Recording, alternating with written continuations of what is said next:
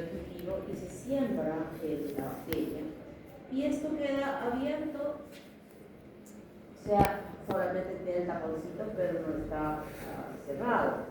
En cambio, en este otro tubito ponemos lo mismo, pero encima se coloca a veces aceite como para sellar la posibilidad de que el oxígeno pueda ingresar internamente. O sea, es un sellado completo. Y aquí va creando un ambiente donde no se va a exponer al oxígeno. Entonces puede haber que se produzca fermentación en el abierto, y se va a ver de color amarillo.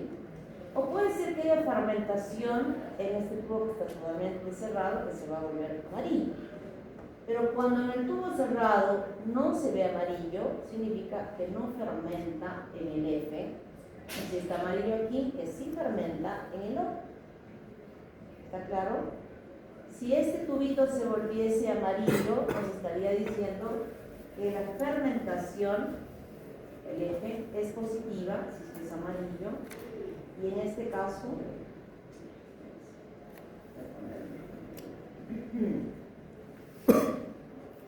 entonces aquí, si es que está amarillo acá, decimos que ha habido oxidación, y si vemos amarillo acá, decimos que ha habido fermentación. Pero si este tubito no es amarillo, simplemente decimos que no ha habido fermentación. Sí ha habido oxidación y no ha habido fermentación.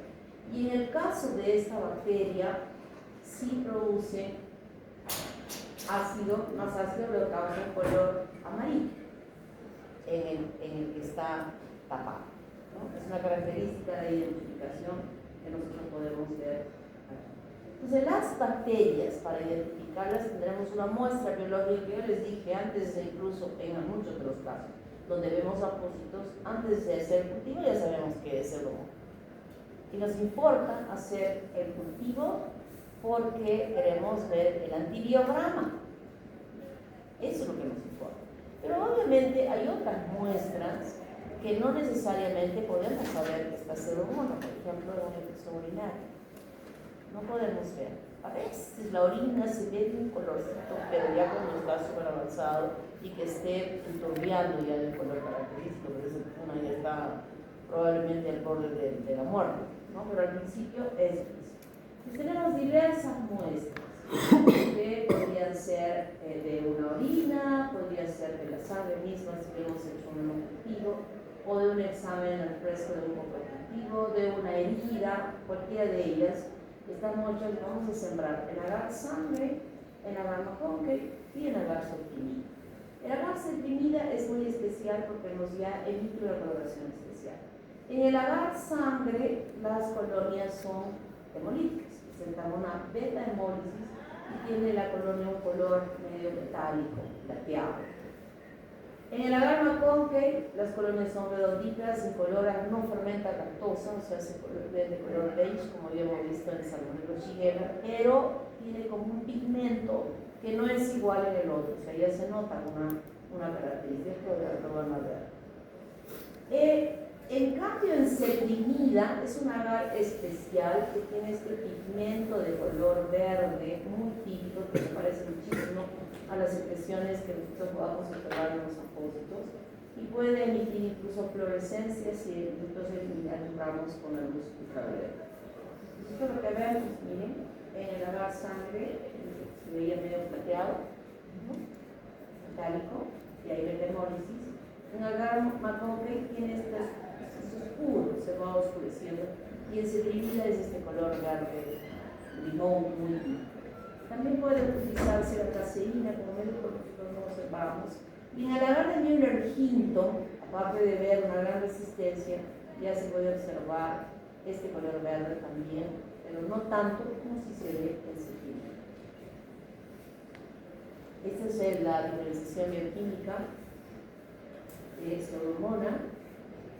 Este es citrato positivo, urea negativa.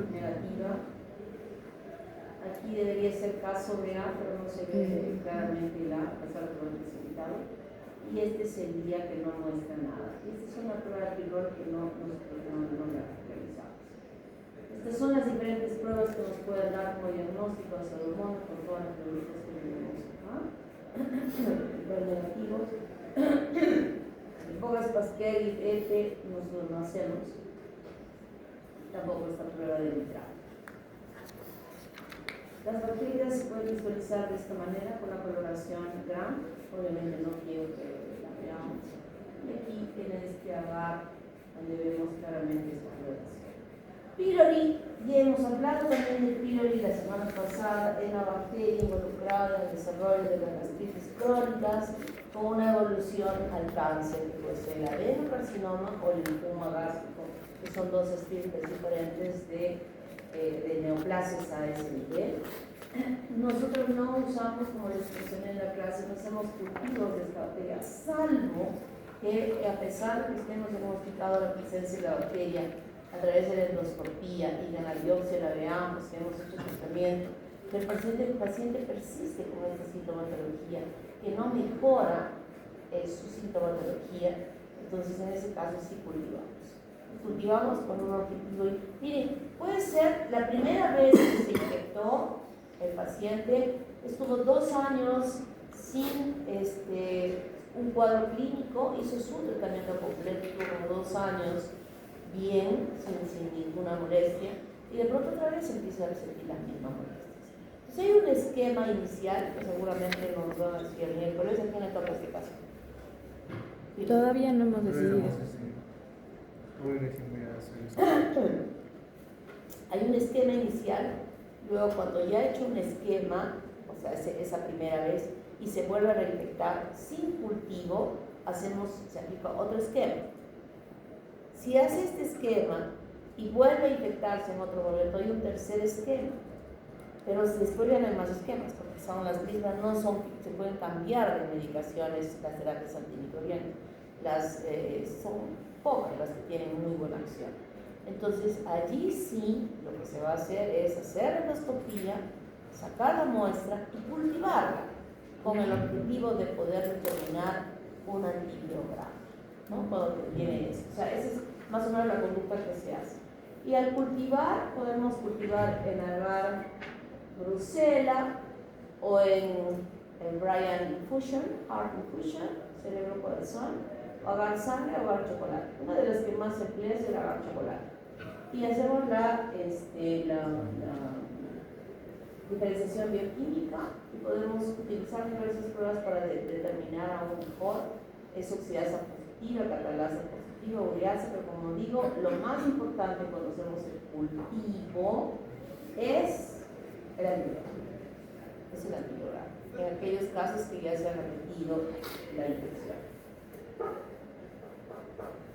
Conocemos del flagelo importantísimo, de la ureasa en modificar el ambiente para su supervivencia, de las adhesinas que le van a permitir, de CAC-A y BAC-A, importantes en ocasionar un daño celular que a través del tiempo se va a transformar ya en una metaplasia y después en una displasia y en la evolución incluso un cáncer gástrico. El superóxido de dismutasa, que igualmente va a permitir una mayor inflamación a ese nivel, igual que la fosfolipasa 1, 2 y 7, igualmente van a provocar una mayor inflamación, un mayor daño celular, que finalmente a lo largo de los años, que puede ser 8, 10, 12 años, hasta 15 años incluso, en todo ese tiempo, evolucionar a ser un cáncer gástrico. Y un cáncer que va desde ser simplemente in situ, que se llama, cuando es un cáncer in situ, cuando solamente ha afectado las capitas de la mucosa sin haber pasado la capa basal, donde asienta normalmente el epitelio. Es decir, in situ. Pero cuando ya ha pasado esa capa basal, ya definitivamente habrá llegado a nervios, a vasos linfáticos, y ahí se extienden las capas más profundas, igual con una demostración en la superficie misma de la mucosa que se va a evidenciar a través de la endoscopía, ¿no? Ya a simple vista ya estamos viendo el cáncer. Otras veces no se ve, simplemente está afectando ese epitelio y no se ve. Claro, se traduce en una atrofia del epitelio. El endoscopista puede ver esta área que está con atrofia. Y ojo que el cáncer no solamente afecta, bueno, inicialmente una porción, pero se extiende superficialmente. Entonces se va a traducir como una atrofia de esa mucosa. Y cuando le hacemos una biopsia, diferentes piquetitos de esa parte que se evidencia, encontramos a la célula neoplástica. Puede ser como adenocarcinoma o como linfonoblástica. Entonces, para hacer hay diferentes métodos. El más importante, hay invasivos y no invasivos. De todos estos invasivos, el invasivo significa que tienen que tener un procedimiento de una endoscopía y a través de la endoscopía llegar al estómago y más que solo mirar, que ya es algo, es la biopsia.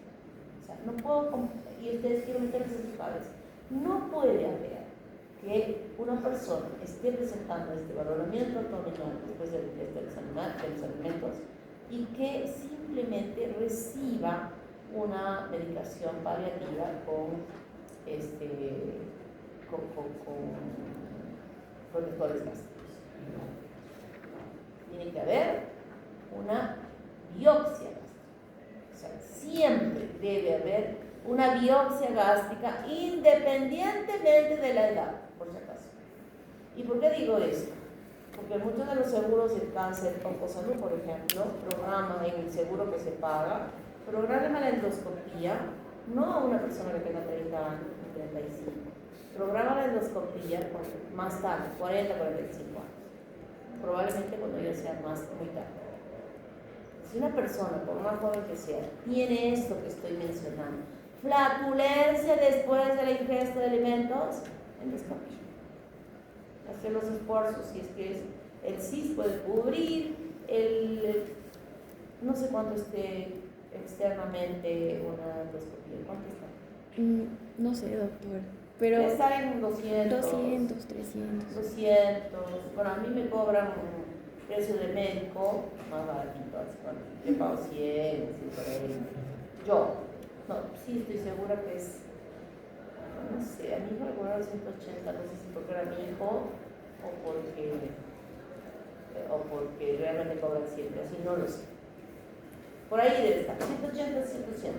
Doctora, mi mamá tenía Helicobacter pylori, o sea, gastritis por Helicobacter pylori, y yo también tenía los mismos síntomas, así que me llevó, y creo que tenía 11 años, y estuvimos como con 3 médicos distintos, y mi mamá les decía, pero háganle una endoscopía, para que háganle, y los médicos decían, no, se va a traumar, es niña, se va a traumar, y no querían, y estuvimos más o menos un año así, hasta que otro médico nos dijo, no le voy a hacer, pero váyanse a esta clínica, hacen esa prueba muy masiva del aliento, test del aliento, algo así, y ya con eso me diagnosticaron. Pero no querían hacer endoscopía por nada del mundo. ¿Y llegaron a hacerte la endoscopía? No, ya no. Es que justo vino la pandemia. O sea, recibí el tratamiento un año antes de la pandemia, vino la pandemia y ya no me volví a hacer endoscopías. O sea, tampoco quería. Hicieron un tratamiento empírico sin haber identificado al microorganismo.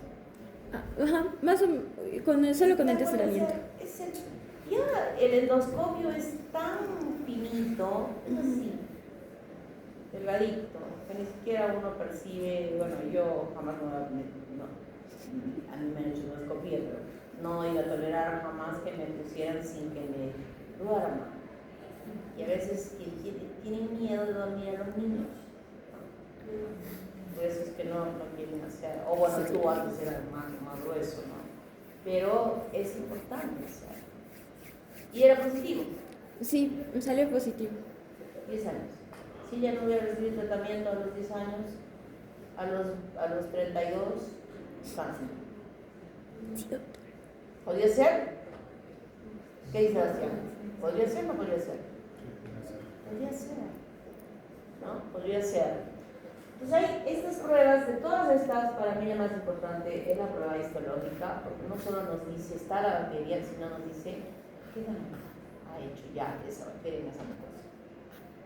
No invasivos, todas las demás, serológicas, todo lo demás, y también quiero rescatar lo que les he dicho en la clase. Este es un tratamiento de a 2.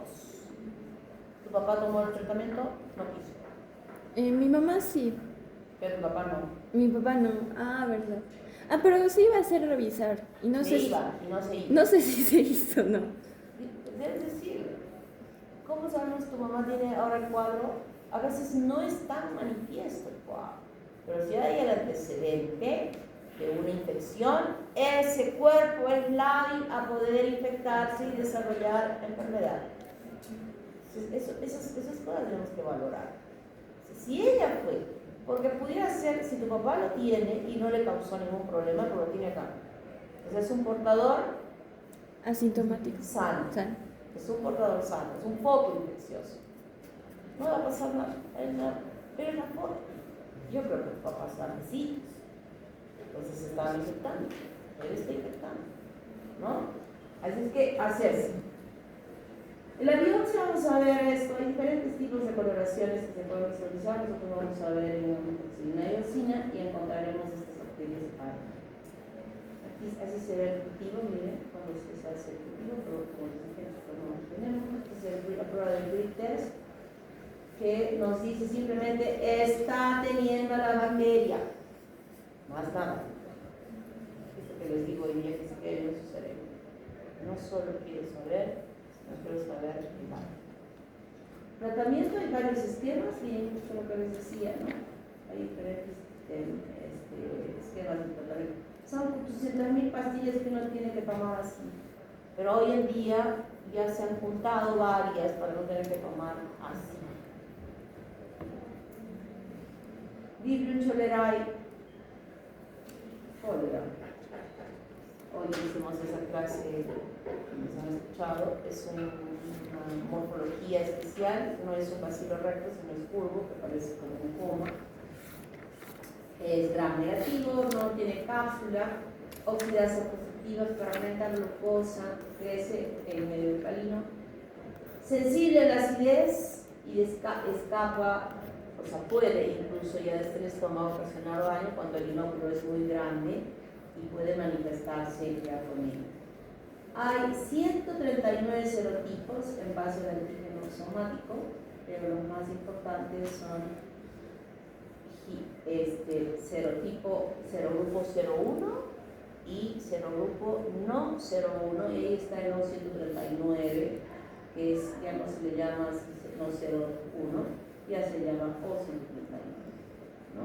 Y tiene diferentes tipos. El Toriel clásico, este fue el que produjo la epidemia en el Perú, y diferentes serotipos, OGABA, INABA y Gicorgina. INABA y OGABA fueron los que se encontraron en la epidemia en el Perú.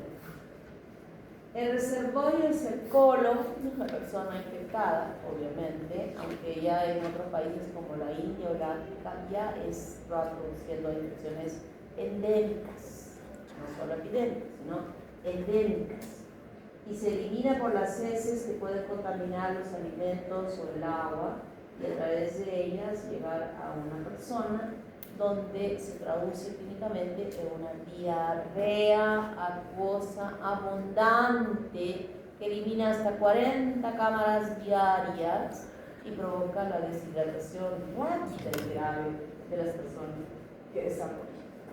Y se produce, aparte de la diarrea no solamente lleva en estas cantidades agua y sodio, también potasio. Esa falta de potasio se traduce en una hipocalemia, que clínicamente, ¿cómo se traduce la hipocalemia? Puede ser a nivel del corazón, arritmias, y a nivel de, ¿qué más? Muscular, ¿qué le produce? Una excitación. ¿Qué? ¿Espasmo? ¿Cómo se llama?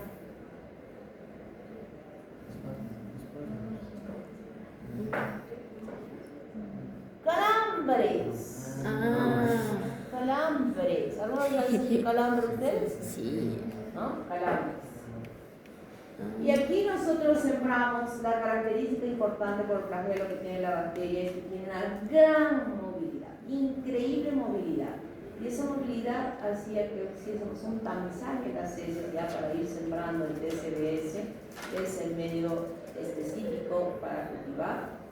Y los sulfatos citrato, sales biliares y sacarosa, que permite observar en este medio las colonias de color amarillo bien claritas, como se puede identificar. O sea, este era definitivamente un medio cultivo que nos ayudaba ya a encaminar a pensar primero.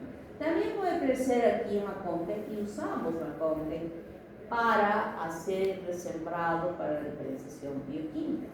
Yo les decía que en la clase de que el Hospital General fue el lugar donde se centralizó todos los estudios microbiológicos de todas las muestras de Arequipa para tener una información de alcance epidemiológico que ustedes están leyendo ahora en su libro frente a la epidemia que se produjo en el Perú. O sea, de acá, del sur, la población donde más hubo fue en Arequipa, en Lima 1. Y del norte también, entonces todo se centralizó y toda esa data fue la que ustedes tienen a través de que se llegó a la OMS para que ustedes tuvieran esa información. Entonces estas son las características que nosotros vamos a ver en Vibrio, donde se puede ver que es indol positiva, es A sobre A, K sobre K. A veces la urea es negativa y citrato positivo, ¿no? Pero lo característico es esto, no sé si tenemos ahí. Tratamiento, rehidratación. ¿Antidiarreicos? ¿Cómo se llama ese sellito que dice? No, prohibidos. Prohibidos, por favor, prohibidos. Diarreas infecciosas, prohibidos. ¿Está claro? Quiero que se lleven cosas desde acá, desde esta etapa de microbiología, datos muy importantes que no pueden fallar. Tetraciclina es lo que usamos nosotros cuando llegaban los pacientes, que obviamente tratábamos de matar las bacterias, pero no era la bacteria la que ocasionaba el problema, sino la toxina. La toxina tiene todo el mecanismo de la Escherichia coli enterotoxigénica, igualito. 3 es unidad, subunidad A, subunidad B, la B la que se acopla al GM1, al gangliosio GM1, ingresa la subunidad A, tiene en este caso 2, la A1 es la importante, la otra no hace nada, y la A1 actúa sobre la proteína G y se desencadena toda la cascada, ¿no? Proteína G, activación de la adenylatociclasa, activación del AMP cíclico, eliminación de agua y electrolitos. Escherichia coli enterotoxigénica como 1 en la potencia de hacer esto, y Vibrio como 50. Mientras que en la Escherichia coli hacíamos 5 diarreas bien agudas, agua como agua acuosas, que habíamos dicho, 6 para los peligrosos. ¿Qué otra? Cada diarrea era bajada de presión. De 80 a 50 a 60, 40, a 60 20. Miren qué importante esa pérdida de neutrales. Muy bien, entonces vengan por acá. Vibrio, Pseudomonas.